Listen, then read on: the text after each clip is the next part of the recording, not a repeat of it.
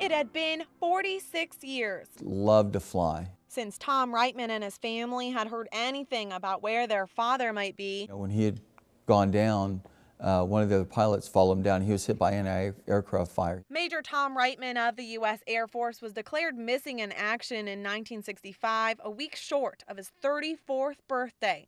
His remains were never found.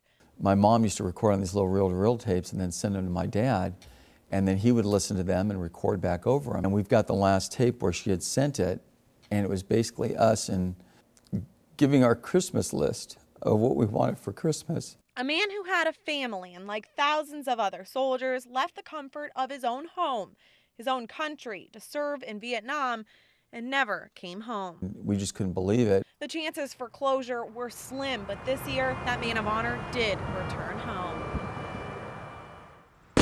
They sent out these DNA tests, and little kits with a little Q-tip where you swab your mouth, which is kind of gross, and you stick them in and you seal it up, and you send it away. Well, they had found some remains, and apparently some farmer had found some bone fragments from my father's, from one of his legs. Days later, the family met in Arlington, Virginia. The pilot came on the PA and said, we were privileged to have the family of Major Thomas Reitman on board.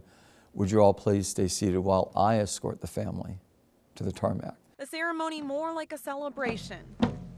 There's a marching band the whole way, just playing the most beautiful music, and it had been raining, but it cleared up for the ceremony. It was just the most surreal thing. The youngest daughter, 45 years old, able to touch her father for a first time.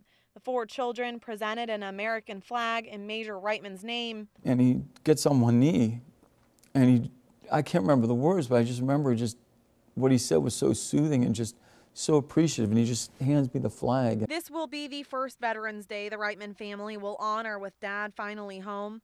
I can now go to where my father's laid to rest. Father who died doing what he loved, a father who left a son just as proud of his father as he hopes his father would be of him. I'm trying to live my life knowing that he's watching me.